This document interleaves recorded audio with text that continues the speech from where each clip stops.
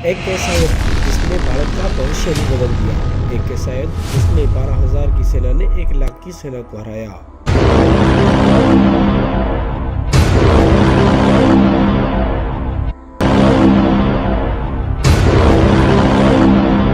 तारीख है 21 अप्रैल 1526।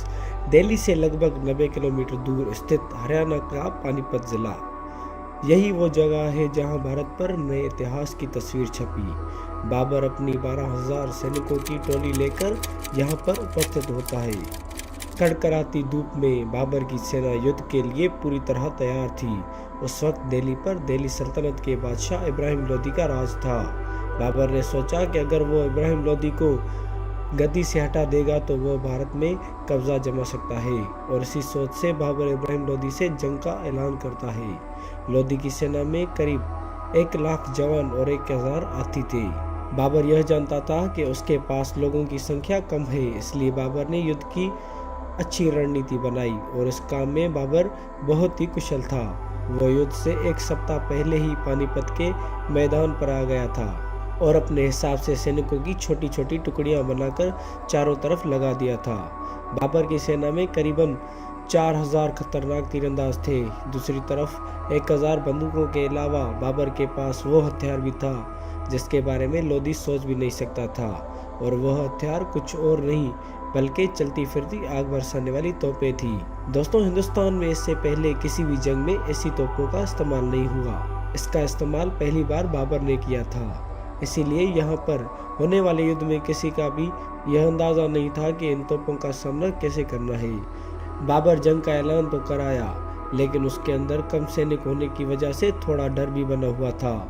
21 अप्रैल 1526 शुक्रवार के दिन सुबह से लंबे समय तक युद्ध चलने के बाद, इतनी बड़ी सैनिकों की टुकड़ी होने के बाद भी इब्राहिम लोदी बाबर के बनाए जाल में फंस गया। लोदी के 1 लाख जवान और 1,000 हाथी बाबर की सेना के आगे टिक ना सके, जिसका सबसे बड़ा कारण बाबर की सेना में मौजूद निडर सैनिक तो थे ही, उसके साथ साथ तोपों की आवाज से भगदड़ मच गई। इब्राहिम लोदी की सेना को बिल्कुल भी अंदाजा नहीं था कि वह इन खतरनाक तोपों से कैसे लड़े, इसलिए कुछ सैनिक जंग का मैदान छोड़कर भाग लिए और कुछ शहीद हो गए। यहाँ तक कि तोपों की आवाज इतनी तेज तक थी कि लोदी के हाथी अपनी ही सेना को कुचलने लगे, जिसकी वजह से अधिकतर सेना तो ऐसे ही ढेर हो गई। ऊपर से बाबर के तीरंदाज सैनिकों ने लोदी के भागते हुए सैनिकों पर तीरों की बौछार कर दी। ऊपर से इनके पास जो 1,000 बंदूकबाज थे, उन्होंने भी लोदी की सेना के अच्छे तीरंदाजों को ढेर कर दिया। इब्राहिम लोदी कितना भी ताकतवर था, लेकिन उसने वही एक गलती कर दी जो हर ताकतवर शख्स करता है। उसने बाबर की सेना को देखकर बाबर को कमजोर समझा। यह उसकी जिंदगी की सबसे बड़ी गलती थी। तभी तो लोदी भूल गया कि अगर उसके पास सैनिकों की संख्या है तो बाबर के पास बंजारे लड़ाके हैं जो बेहद ही खतरनाक थे। ऊपर से बाबर की सेना में गजब का भाईचारा था। इतनी छोटी सेना होने के बावजूद भी बाबर आसानी से युद्ध जीत गया, और इब्राहिम लोदी लाख कोशिशों के बाद भी मारा गया। इसी के साथ ही भारत का भविष्य पूरी तरह बदल गया।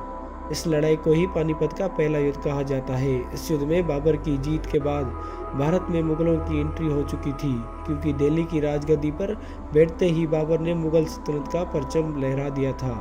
अब आप जो भी कहें, एक बात तो कहनी पड़ेगी कि 12,000 से 1 लाख सैनिकों को ढेर करना कोई छोटी बात नहीं है, लेकिन बाबर ने यह कर दिखाया।